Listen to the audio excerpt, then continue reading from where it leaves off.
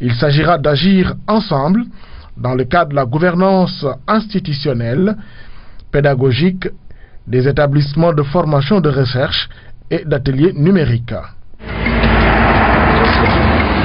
La dimension politique naît du fait que pour avoir pouvoir sur les choses, nous avons montré comment le langage procédait, pour avoir pouvoir sur les hommes, du pouvoir sur des gens qui ont du pouvoir, ou pour pouvoir avoir du pouvoir qui domine le leur, il faut passer là aussi par le langage. Allez assister aux séances de lutte et vous vous en rendez parfaitement compte.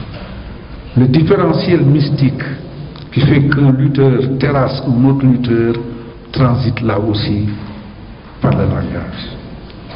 Et ce phénomène est un phénomène fort ancien.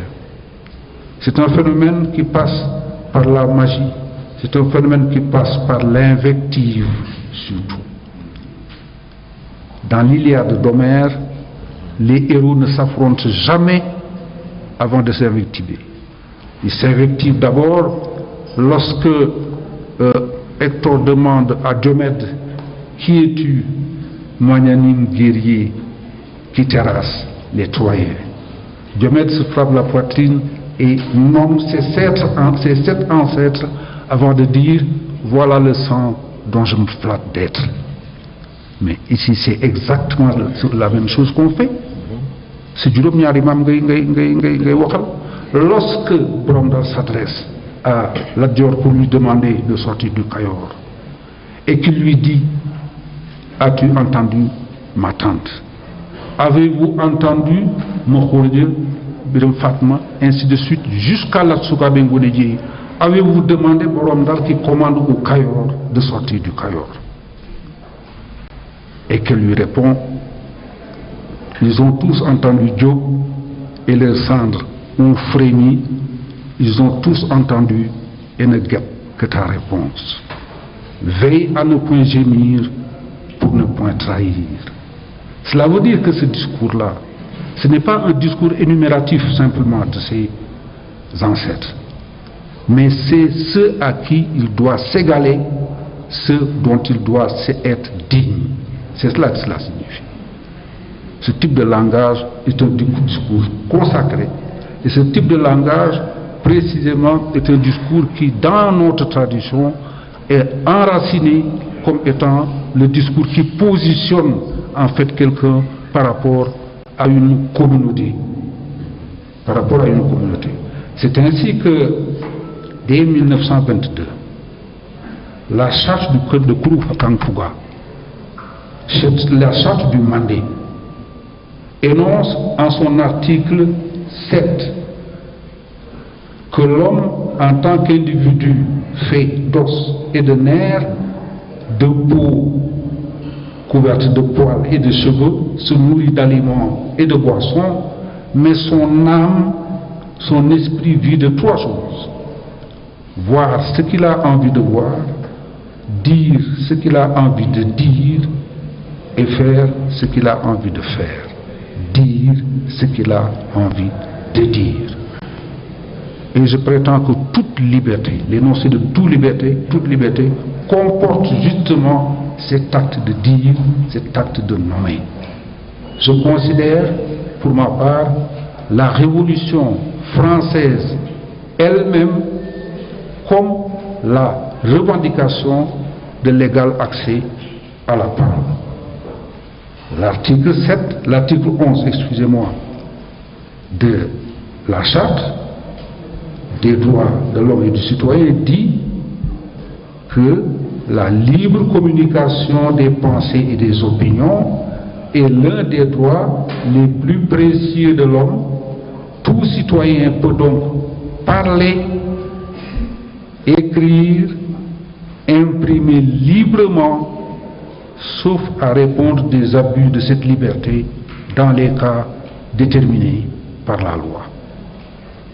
Donc que l'acte de parler, le fait de proférer, est un droit un des droits les plus sacrés.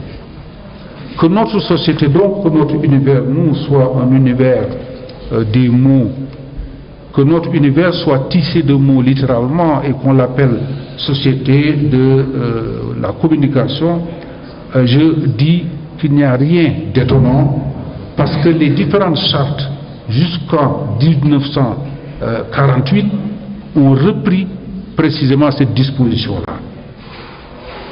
Et c'est normal que la parole, le pouvoir aujourd'hui soit essentiellement axé autour de la question du langage, du pouvoir, des mots.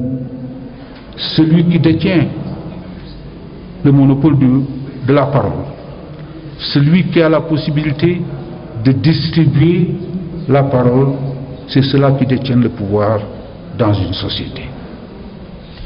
C'est bien pour cette raison que tout le monde n'a pas le droit de parler. Tout le monde ne peut pas parler n'importe où et n'importe comment. Il y a des gens dont la parole elle-même doit être monnayée pour parvenir aux autres. Pensez un petit peu à la parole du marabout. Pensez un petit peu à la parole du chef traditionnel. C'est des gens que tout le monde ne doit pas entendre. Ils ne s'adressent qu'à quelques-uns. Ou quand ils parlent, ils murmurent à peine. Aujourd'hui, il leur arrive de presque gémir simplement. Et à ce moment-là, quand le marabout dit « Nañu ko lifin », voilà, qu'on fasse comme ça, le héros dit, le marabout affirme qu'après avoir prié sur Dieu et son prophète, après avoir nous être acquittés de toutes nos dettes et prié pour un hivernage qui nous soit favorable, il dit, et à ce moment-là seulement le message arrive. Donc il l'aura monnayé, il l'aura transformé, il aura habillé la parole de manière à ce que la parole soit enfin dite. On pouvait prendre pour prétexte avant le fait que c'était difficile pour un chef de crier haut et fort. Mais aujourd'hui, nous avons le micro. Nous avons le micro. Le marabout pourrait parfaitement parler directement, mais c'est le caractère direct qu'on évite. La parole est médiatisée, elle est monnayée, j'ai dit. Et c'est la petite monnaie que reçoivent les gens. Tout le monde n'a pas le temps, le droit plutôt, d'entendre cette parole lourde. La parole n'est plus faite seulement pour dire le réel. Elle n'est même plus seulement faite pour le transformer. La parole crée littéralement le réel. C'est là ce que Baudrillard appelle la précession des simulacres, dans un ouvrage qu'il intitule Simulations et simulacres. Aujourd'hui, le réel s'absente littéralement. Ce qui existe, c'est le fait de le dire simplement. Et il a fait un livre magnifique, La guerre du Golfe n'aura pas eu lieu. Ce qu'il y a, c'est le récit seulement sur la guerre du Golfe. On nous a montré chaque soir à la télévision des images, on nous a dit ce qu'il fallait en penser, et c'est en cela que se résume la guerre du Golfe pour la plupart d'entre nous. Donc, cette alliance de la parole et du pouvoir, qui est une alliance très ancienne, finalement, puisque vous trouvez ça chez le griot royal, vous pouvez trouver ça chez les grands chefs, cette alliance, elle est une alliance fort ancienne, parce qu'aujourd'hui, elle procède comme s'il y avait une sorte d'inversion de l'allégorie de la caverne de Platon. C'est le simulacre qui prend la place de la réalité. Et c'est ce qui a amené un des grands spécialistes de la communication, Christian Salmon, à écrire un livre qui s'intitule Storytelling. Storytelling, dit-il, la machine à raconter des histoires et à formater les consciences. Parce qu'il s'est rendu compte que depuis les années Reagan, à peu près, Reagan est un acteur de cinéma, et même pas un grand acteur, c'est un acteur de seconde zone. Aujourd'hui, les gens qui sont élus ne le sont plus sur la base de programmes politiques, ils le sont sur la base d'une maîtrise, d'une histoire à raconter.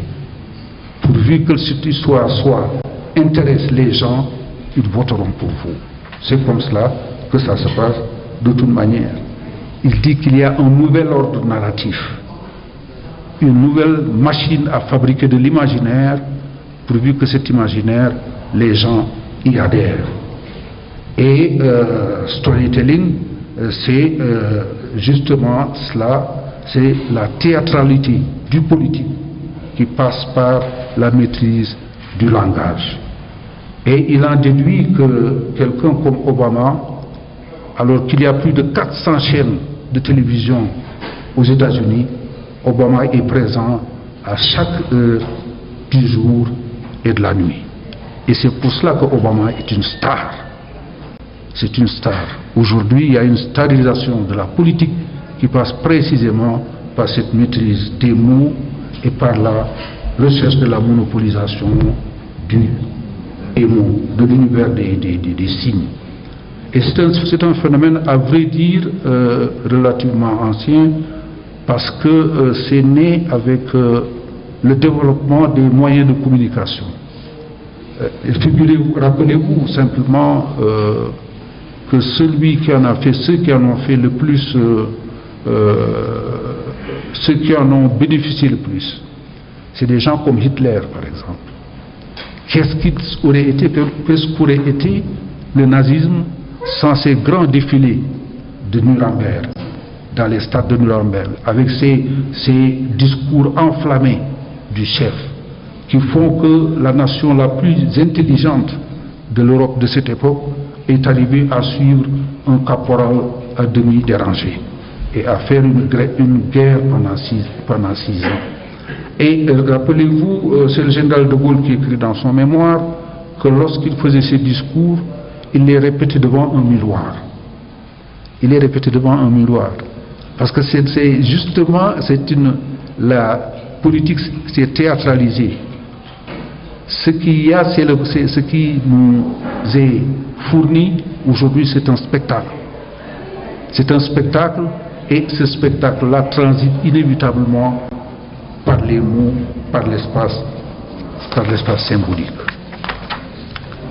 La conséquence, c'est que justement aujourd'hui, c'est l'équivalent du Dalakele que nous avons. Ce que les Bambara appellent le Dalakele. La guerre des mots, la lutte à travers l'univers des mots, à travers le monopole des mots. J'ai écrit quelque part, je ne sais plus où, que la guerre de Krina, l'affrontement de Krina entre Sundiata et Soumaoro était consommé dans la nuit même qui a précédé la bataille, par Ibou, interposé par le dialogue des Ibou, jusqu'au moment où Sundiata finit par fermer la bouche à Soumaoro en lui disant « Tu n'auras pas le mandingue », c'est son dernier mot. Et ça définit une nouvelle vision, me semble-t-il, de ce que Habermas appelle l'espace public de discussion. C'est un espace public de discussion, mais qui est caractérisé essentiellement par non seulement la parole plurielle, mais la confrontation des paroles. Imaginez aujourd'hui qu'aucune élection dans les grandes démocraties ne peut se faire sans ces confrontations des paroles. C'est les modernes duels télévisés. Peut-être que la parole c'est autre chose, la parole lourde, ce que les Dogons appellent la parole lourde, c'est peut-être autre chose que ce qui peut être dit, ce qui peut être énoncé dans le langage de l'initiation. Ce type de parole est une parole tout à fait spéciale. Ce qui peut être dit dans toute une tradition qu'on a appelée la théologie négative. Cette théologie négative qui fait qu'on ne peut pas dire Dieu. Par exemple, que Augustin, quelque part, ait pu affirmer Dieu, c'est ce que l'œil n'a pas vu, ce que l'oreille n'a pas entendu, ce qui n'est pas monté jusqu'au cœur de l'homme. Et il se pose la question, comment peut monter jusqu'à la langue ce qui n'est pas monté jusqu'au cœur? Ça, ce sont des expériences qui tournent autour de la question de la parole, mais c'est peut-être la parole et son envers qu'il faut prendre en même temps. Et alors, nous pouvons peut-être être d'accord avec Dominique Zan qui dit dans un chapitre de la dialectique du verbe chez les Bambara, je crois que c'est le 5e chapitre, que le verbe n'est là que pour permettre la valorisation de son absence. En mettant au monde la parole, le silence s'engendre en fait lui-même, de sorte qu'il est légitime de dire que la grande réalité n'est pas le verbe, mais son défaut. La grande réalité n'est pas le verbe, mais son défaut. Le simple fait de regarder quelqu'un sans rien dire, cela procédait, tout le monde le sait, de notre éducation traditionnelle. Il n'est pas nécessaire de dire « xam la ken waxum » mooy xam-xam peut-être réellement. Je vous remercie.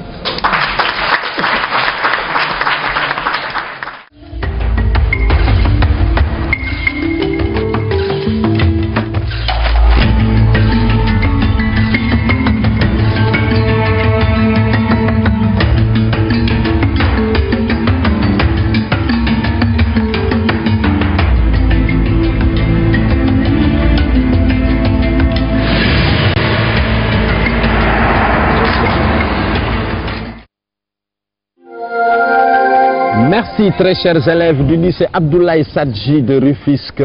Votre prestation était franchement vivante et très charmante. Je crois que j'aimerais mourir au bord de la mer quand même. C'est mon rêve le plus absolu. Qu'est-ce que c'est beau. Vous l'avez dit tout à l'heure, vous êtes écrivain, osons le dire, de renommée internationale tout de même. Mais vous avez dit tout à l'heure que vous êtes infirmier de formation. Les conquérants de José Maria de Heredia, voilà, qui parle de migration, comme un vol de gerfaux hors du charnier natal, fatigués de porter leur misère hautaine, de Palos, de Moguer, routiers et capitaines partaient, ivres d'un rêve héroïque et brutal.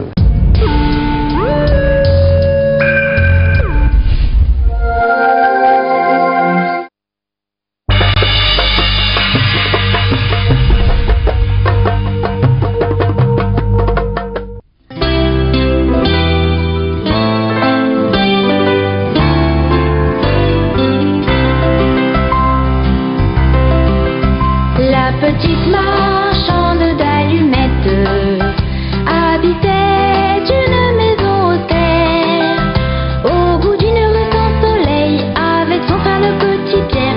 Mais la fée lumière un jour lui a donné un pouvoir qui fut un grand miracle, des allumettes pour se réchauffer. Elle vendit tant de petites boîtes qui ont changé sa pauvreté. C'est ainsi qu'Emma se retrouve à transformer.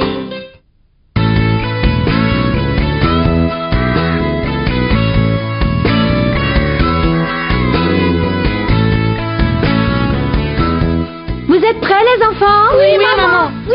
Oui, toutes nos chaussures sont là. Tiens, il me semble qu'il y a une paire de trop. C'est moi. On ne sait jamais si le Père Noël...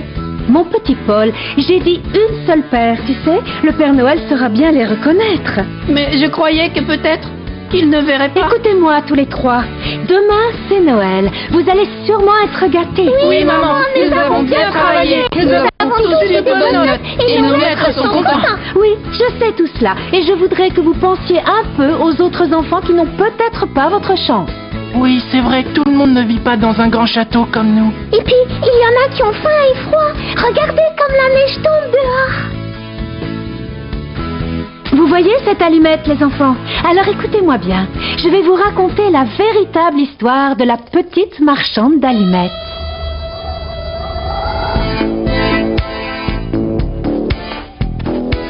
Tu n'as donc pas encore terminé, tu traînes encore, hein? Si, père, j'ai presque fini. Mais dépêche-toi donc, tu devrais déjà être parti vendre tes allumettes. Mais, père, ce soir est-ce bien nécessaire? Demain c'est Noël. Raison de plus, ils vont avoir besoin d'allumettes pour leur feu de Noël. Allez, ous, file maintenant.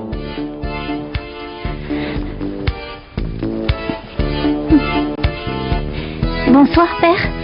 Et inutile de rentrer tant que tu n'auras pas tout vendu, c'est bien compris. Oui, père, j'ai compris.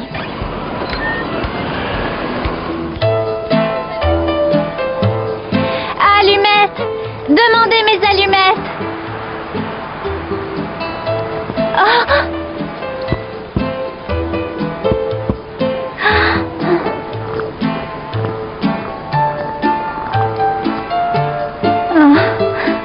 Mes allumettes de Noël! Non merci, fillette, une autre fois. C'est inhumain de laisser une petite fille ainsi dans le froid. Ceci n'est pas notre affaire, et puis ces allumettes sont forcément mouillées. Allez, viens, rentrons. S'il vous plaît, monsieur, dame, achetez-moi mes allumettes. Non, merci, j'ai déjà ce qu'il me faut. Bon Noël, madame. Bon Noël, monsieur. C'est cela, bon Noël. Alors, fillette, ça devrait marcher ce soir pour tes allumettes. Oh non, monsieur, je n'ai encore rien vendu. Et il fait si froid ce soir. Ce n'est pas une place pour toi, fillette. Allez, donne-moi une de tes boîtes, je l'offrirai à ma femme, elle sera contente. Merci, monsieur, merci. Mais si j'osais, peut-être que vous pourriez... Enfin... Ah oui, je comprends.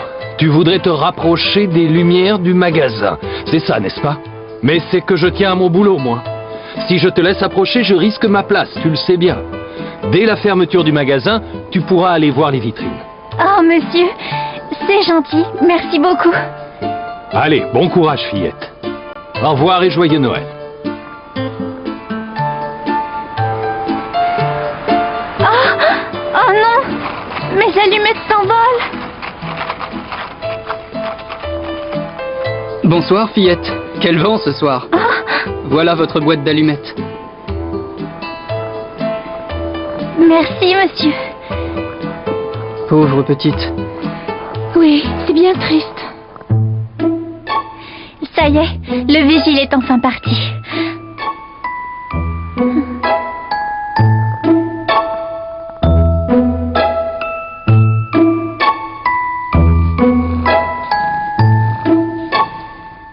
Oh, zut, on n'y voit plus rien. Et si je craquais une allumette?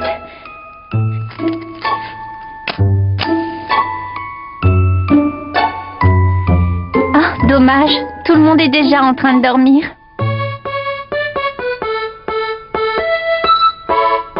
Mais il me fait signe d'entrer.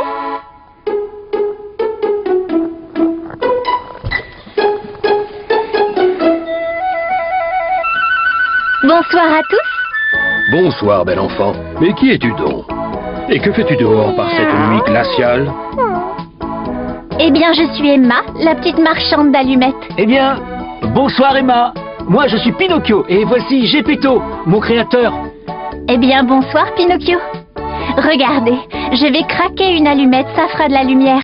Il fait un peu sombre par ici. Oh, aïe. Fais attention à ton allumette, tu sais, Pinocchio est tout en bois.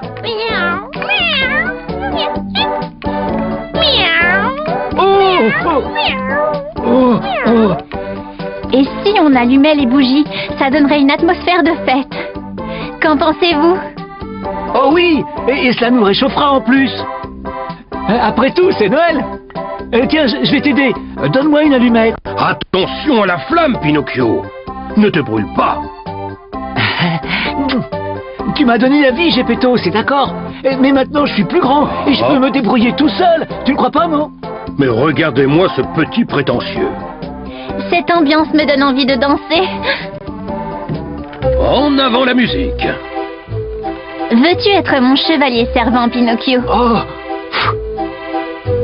oui, bien sûr. Dans ce valsin de Troie, pose ta main sur son bras. Quand c'est tes mains qui te montrent le pas, Pinocchio, tu n'es plus de bois. Les yeux sont pleins de lumière. Il y a du rêve dans l'air. Le monde tourne, ou bien c'est toi.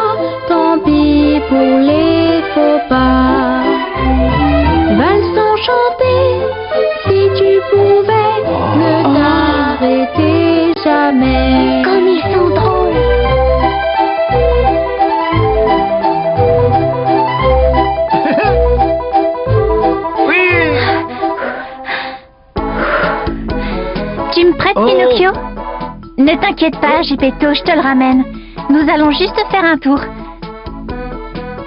Hé, vas-y doucement. Je te rappelle que je suis un pantin. Animé, certes, mais fais doucement quand même. Tu peux me lâcher maintenant?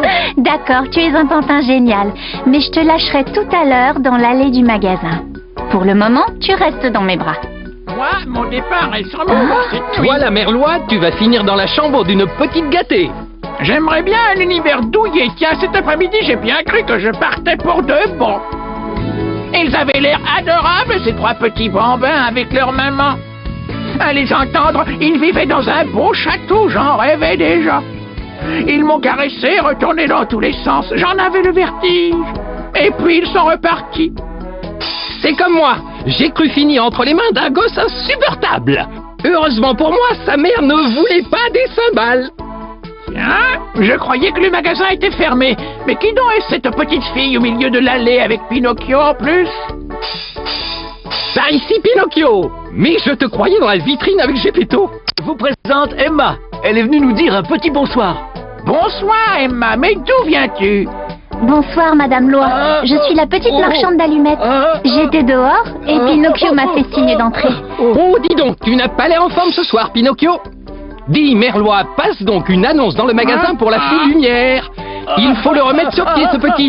Ce n'est pas un jour pour être malade. Allô? Allô? Votre attention, s'il vous plaît. La fée lumière est demandée d'urgence au rayon des peluches. Quelqu'un m'a demandé. Que se passe-t-il? Un problème de caisse? Une réclamation? C'est-à-dire? Regarde, bonne fée, cette pauvre enfant traîne Pinocchio comme un pauvre pantin. Veux-tu bien remettre Pinocchio sur pied pour cette nuit de Noël? Ah là, vous m'en demandez beaucoup. En principe, c'est le bon Geppetto qui veille sur lui. Oh, s'il vous plaît, fée lumière. Il ne peut pas partir dans cet état. Aucun enfant ne voudra de lui. Allez, faites un effort, bonne fée.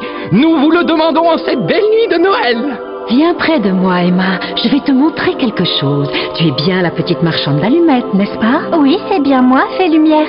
Regardez, j'en ai un plein panier. Emma, écoute-moi bien. Je t'offre le pouvoir de donner l'énergie et la vie à chaque fois que tu craqueras une allumette. Oh, merci, belle fée, c'est merveilleux. Mais comment faire? C'est très simple, tu vas voir. Avec qui aimerais-tu aller te promener cette nuit?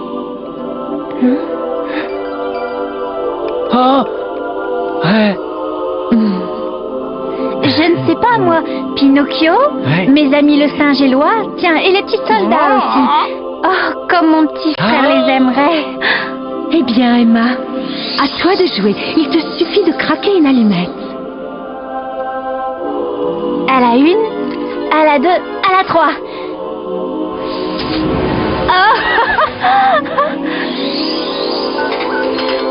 Oh, c'est pas trop tôt. Je me sens mieux et j'ai envie de me dégourdir les jambes. Alors c'est reparti. Boing, boing. Regarde, Emma, tu vas assister à la grande parade des jouets. Alors, toutes les nuits, c'est ainsi. Hélas, non. Juste le soir de Noël. Allez, Emma, craque encore une allumette et tu verras s'animer tout le magasin.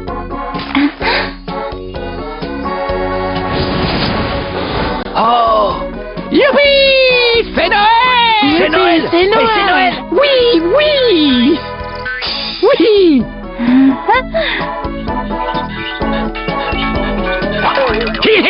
Je vous ai fait peur, hein? Mais il est fou, celui-là.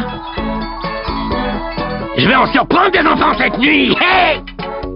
C'est pas drôle, diablotin, de faire peur aux enfants. D'abord, pour moi, tu n'es pas un jouet. Tu n'es qu'un vilain épouvantail. Oui. Tu n'es pas sympa. Moi qui suis déjà stressé à l'idée d'aller dans une maison où il y a un chat, j'espère en plus que je ne serai pas avec toi, diablotin. Tiens, regarde, voilà nos amis les clowns, Topi et Tipo. Coucou les amis. Alors, si je pense très fort à quelque chose et que je craque une allumette, mes vœux seront exaucés, c'est ça? Eh oui. Regarde comme tu m'as redonné la vie. Alors je fais le vœu que nous allions au cirque tous ensemble. Quel dommage que mon petit frère ne soit pas là. Il aime tellement les soldats.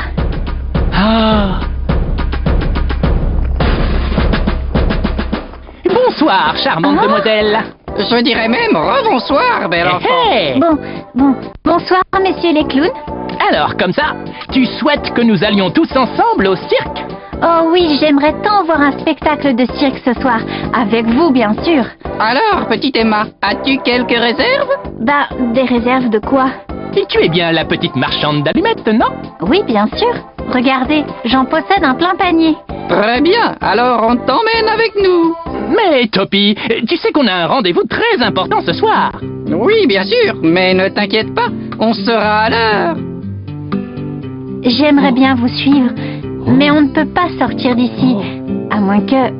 Oui, tu as bien compris le message de la fée, Emma. Craque une autre allumette. Comment vas-tu sortir du magasin, Emma?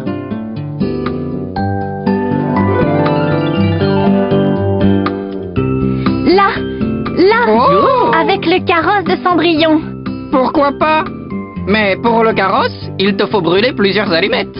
Vas-y, une pour chacun.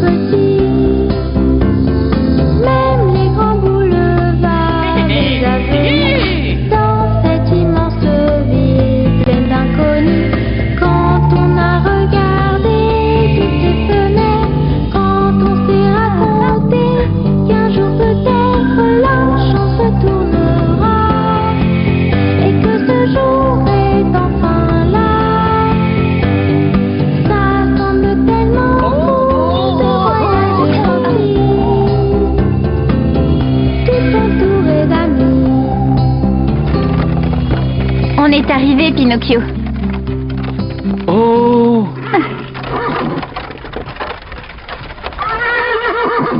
Ouais, les amis, c'est nous! On arrive juste à temps, hein? Vous pensiez qu'on serait en retard? En plus, on vous amène des invités surprises. Oh!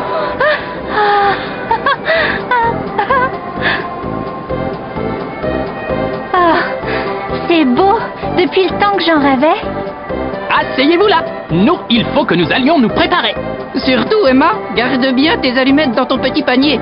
Nous pourrions en avoir besoin. Tu as vu, Pinocchio? C'est magique ici. Qu'est-ce qui va se passer, Emma? Je ne sais pas, Pinocchio, mais nous serons aux premières loges.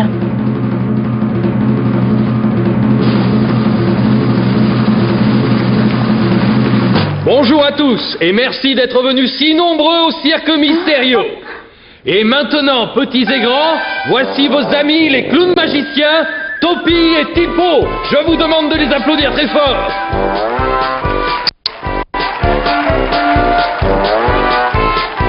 Bonjour les petits enfants.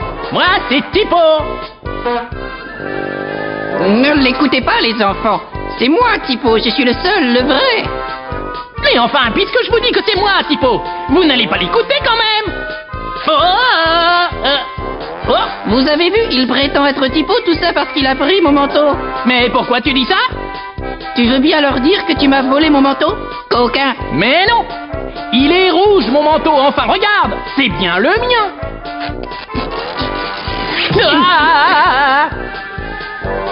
Et voilà, c'est malin, mon beau manteau est fichu. Eh bien, tu as gagné. Tu voulais mon manteau? Le voilà.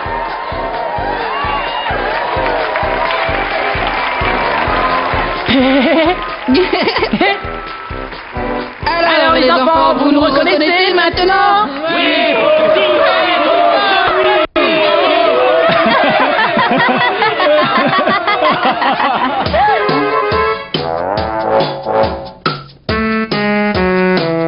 Emma, veux-tu dire à tous les spectateurs qui nous sommes. Mais moi, je ne vois que Tipo. C'est incroyable. Mais où est passé Topi?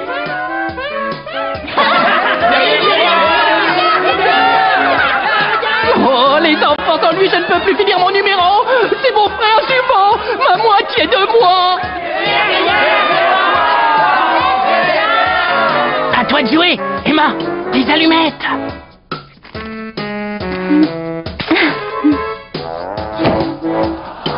Mais où étais-tu passé, mon frère?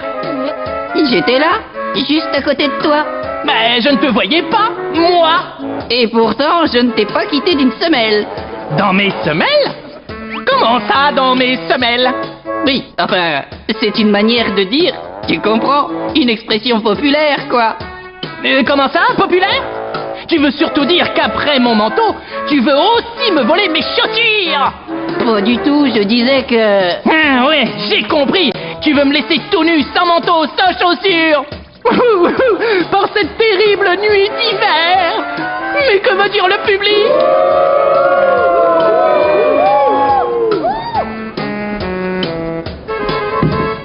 Je vois bien que tu en veux à mes godasses. Mais non, je ne veux pas te les voler.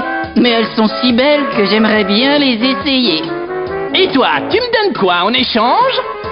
Je te donne mes godillots. Ça te va? Pourquoi pas? Ça va m'aller comme un gant. Je te rappelle que ce ne sont pas des gants, mais des chaussures. Et c'était juste une manière de dire, quoi. Allez, passe-moi tes godillots. Envoie les tiens.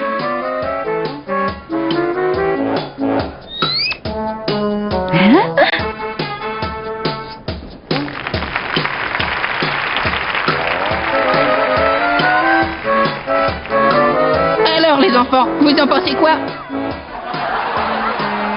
Je te l'avais bien dit, elles me vont très grand. Hé, les enfants, qu'en pensez-vous? Mais qu'est-ce qu'ils disent, Topi?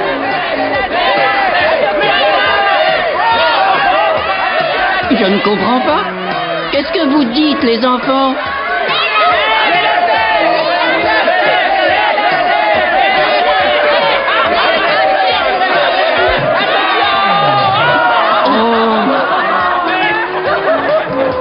Alors, mon frère, semelle ou gant? Rends-moi mes chaussures. Tu veux bien être notre assistante, Emma? Eh bien oui, c'est d'accord. Qu'est-ce que je dois faire? Tu n'auras qu'à craquer une allumette quand on te fera signe. Allons-y, tout le monde en piste. D'accord.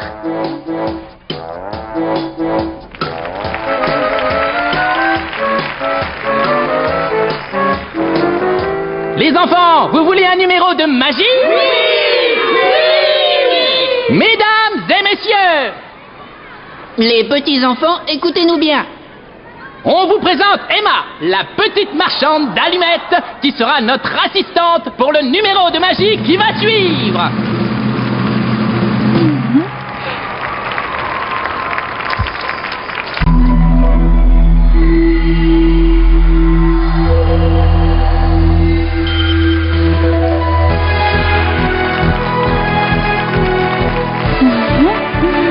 Mesdames, messieurs, eh bien, les enfants, vous voyez ces cordelettes? Vous voyez bien ces deux cordes? Regardez-les bien, les enfants. Emma, veux-tu bien faire un gros nœud pour rassembler les deux cordes? Voilà, c'est fait.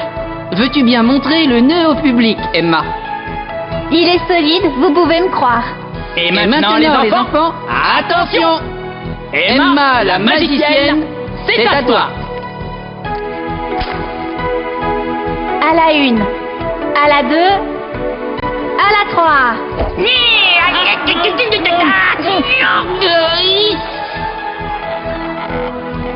enfin, vas-y, lâche-la, ma corde! Je te dis que c'est la mienne, enfin. Mais arrête, tout le monde te regarde! Lâche cette corde! Dis-toi! Les enfants, dites-lui que c'est ma corde.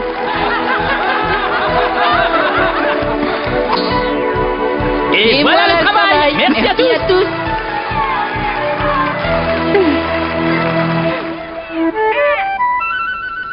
Alors, tu as bien compris. Tu craques une allumette juste quand je pose l'étoffe sur la cage aux oiseaux. Tu as bien compris, Emma. Juste à cet instant. C'est d'accord, comptez sur moi. Alors les enfants, vous êtes prêts?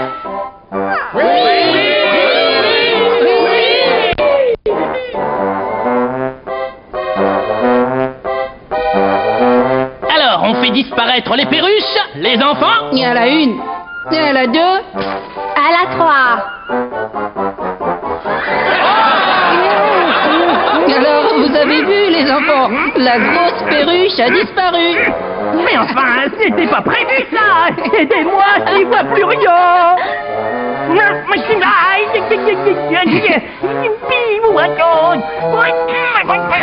Et voilà le travail. C'est pas magnifique ça? Aidez-moi les enfants. Et enfin, aidez-moi. Au secours. Il faut le sortir de là. Qu'est-ce que vous en pensez les enfants?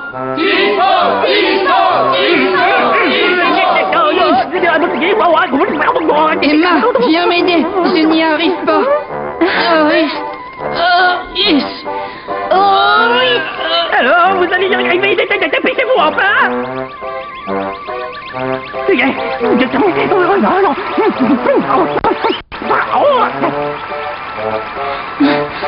Oh.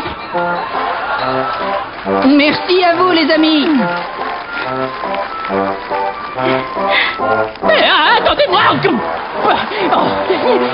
Attendez-moi. Alors, Emma, ça te plaît le cirque? Oh oui, monsieur, mais je vous reconnais, vous êtes le vigile du magasin. Oui, bien sûr, c'est moi. Ça me fait très plaisir de te revoir, Emma. Mais regarde derrière toi. Le trio Caballero va entrer en scène. Comme ils sont beaux. Emma, si tu savais comme tu nous as bien fait rire, avec les frères Topi et Tipo. Voudrais-tu te joindre à notre numéro de voltige? C'est-à-dire, je ne sais pas.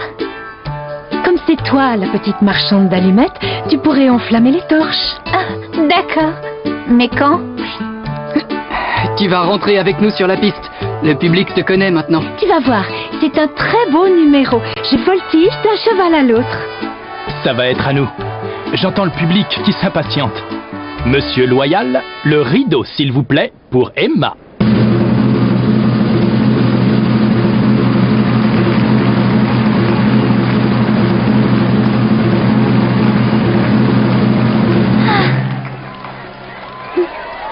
Cher public, je vous demande le plus grand silence. Voici un numéro exceptionnel. En cette nuit de Noël, le trio Caballero.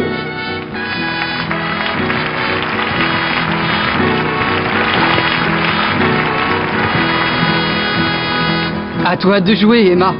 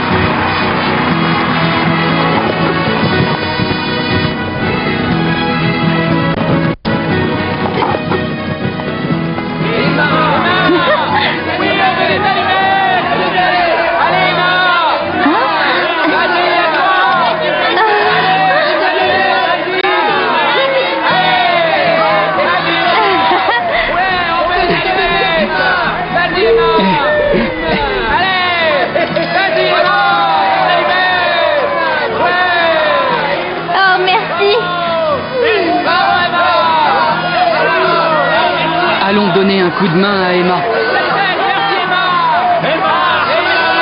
Merci, mais je n'en aurai pas assez pour tout le monde. As-tu encore d'autres allumettes, Emma? Oui, oui, dans mon tablier, près du rideau de scène.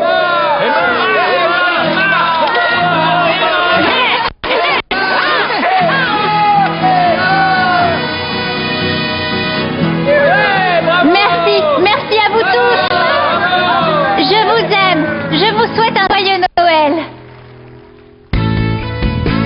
C'est beaucoup mieux que de la magie. Tu vois, Topi, si tu n'avais pas fait le clown, on serait riche maintenant. Mais c'était drôle, Tipo. Toi, dans ton grand foulard, on aurait presque dit que tu l'avais fait exprès. Non, pas du tout. Tu peux me croire, on le fait jamais ce tour-là. C'était une première, et grâce à toi, tout a fonctionné. Nous, on a bien ri. C'est extraordinaire ce qui s'est passé ce soir. Nous tenons tous à te remercier, Emma. Oh, je n'y suis pour rien. C'est le public qui a été fantastique. Mais non, c'est grâce à toi et à tes allumettes. Dis-moi, Emma, que vas-tu faire maintenant? Eh bien, je ne sais pas. Il faut que je rentre chez moi pour rapporter l'argent des allumettes à mon père. Sinon, il va me battre, moi et mon petit frère. Comment ça, te battre? Ton père est donc méchant avec vous? Il n'est pas question que tu retournes là-bas. Dis-nous où tu habites, et nous irons le voir et chercher ton petit frère. Mais c'est que mon père ne va pas être content. Ne t'inquiète pas, nous arriverons bien à le convaincre. Mais, et l'argent que je dois lui ramener? Crois-tu que si nous lui apportions ce panier plein de pièces, il serait content? C'est beaucoup trop. Il ne va pas comprendre comment j'ai pu récolter tout cet argent avec mes petites allumettes. Et vous, vous avez besoin de cet argent pour vos tournées. Ce n'est pas le plus important, l'argent. Mettons-nous en route tout de suite et chantons en l'honneur d'Emma, notre petite marchande d'allumettes. Douce Emma, craque une allumette pour un feu de joie, pour un feu de fête. Douce Emma, tu n'as plus de mère, mais ton ange à toi, c'est la fée lumière. Ton papa n'a pas l'air sympa, mais si tu lui donnes tous ces sous qui sonnent, tu verras ce qu'il endurera, ça l'ennuie tellement, ses soucis d'argent. Douce Emma, toute cette nuit, ton étoile est là, toute réussie. Douce Emma, tu as si bon cœur tout autour de toi, tu parfèmes le bonheur. Douce Emma, craque une allumette pour un feu de joie, pour un feu de fête. Douce Emma, tu n'as plus de mère, mais ton ange à toi, c'est la fée lumière. Ouais, qui est là? C'est moi, Emma. C'est ouvert, entre.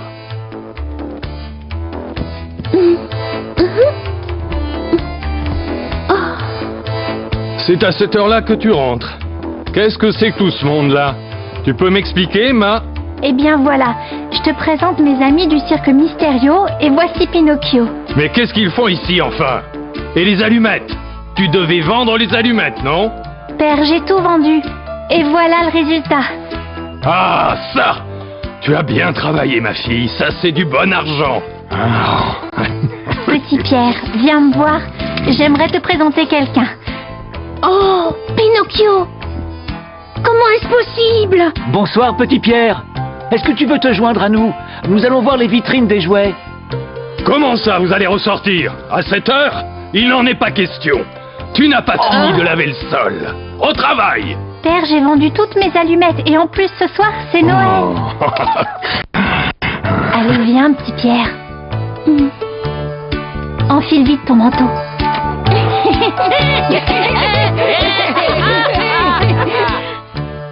Ah, je suis riche, très riche. Quelle bonne petite. Elle a bien le droit de s'amuser. Ouf, tout s'est bien terminé. Oui, heureusement. Hey.